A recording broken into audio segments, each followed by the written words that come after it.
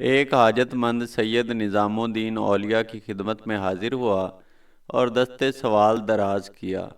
حضرت نے فرمایا، آج تو کچھ نہیں ہے، کل کوئی بندوبست کیا جائے گا۔ دوسرے روز بھی کوئی بندوبست نہ ہو سکا۔ بالآخر حضرت نے اپنے نالین مبارک اس حاجت مند سید زادے کو دے دیے۔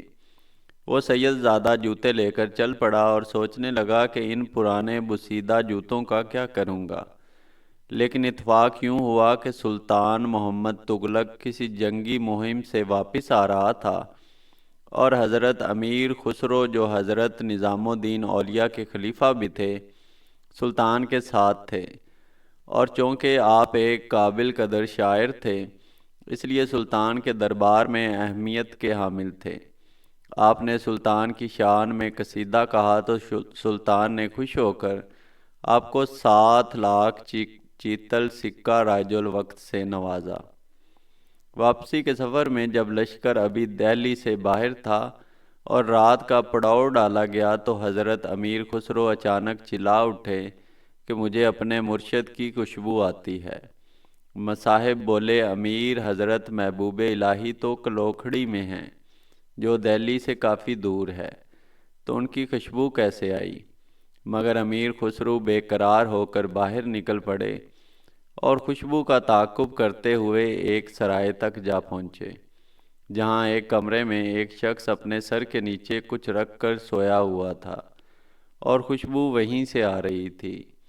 آپ نے اس کو جگایا اور پوچھا، تم حضرت نظام الدین اولیاء کی خانقاہ سے آ رہے ہو کیا؟ تو وہ آنکھیں ملتا ہوا بولا، ہاں۔ آپ نے پوچھا، کیسے ہیں میرے مرشد؟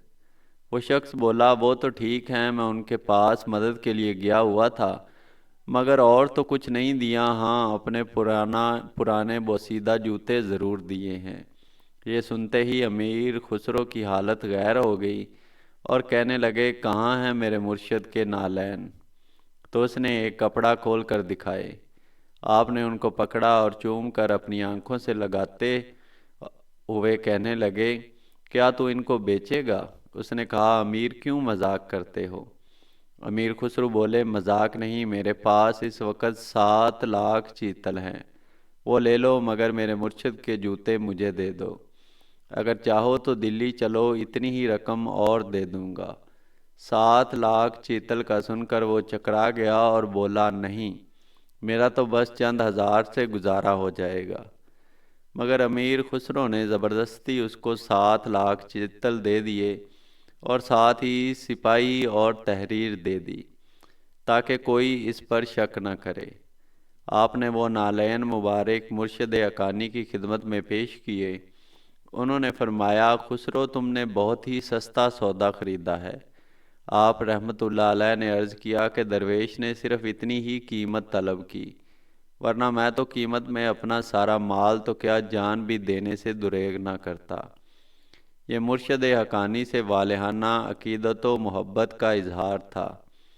حضرت سلطان اولیاء نے آپ کے لیے ہی فرمایا تھا کہ اگر حکم شرع مانے نہ ہوتا تو میں اپنے بعد وصیت کر دیتا کہ مجھے اور خسرو رحمت اللہ علیہ کو ایک قبر میں دفن کیا جائے۔ کہتے ہیں کہ اتنی دولت دینے کے باوجود جب بھی وہ شخص آپ کے پاس حاضر خدمت ہوتا، حضرت امیر خسرو رحمت اللہ علیہ احتراماً کھڑے ہو جاتے۔ انہی ایام میں آپ رحمت اللہ علیہ کی والدہ ماجدہ کا انتقال ہو چکا تھا۔ انہی کی خاطر آپ رحمت اللہ علیہ اودھ کا محل چھوڑ کر چلے آئے تھے۔ یہ صدمہ ناقابل تلافی تھا۔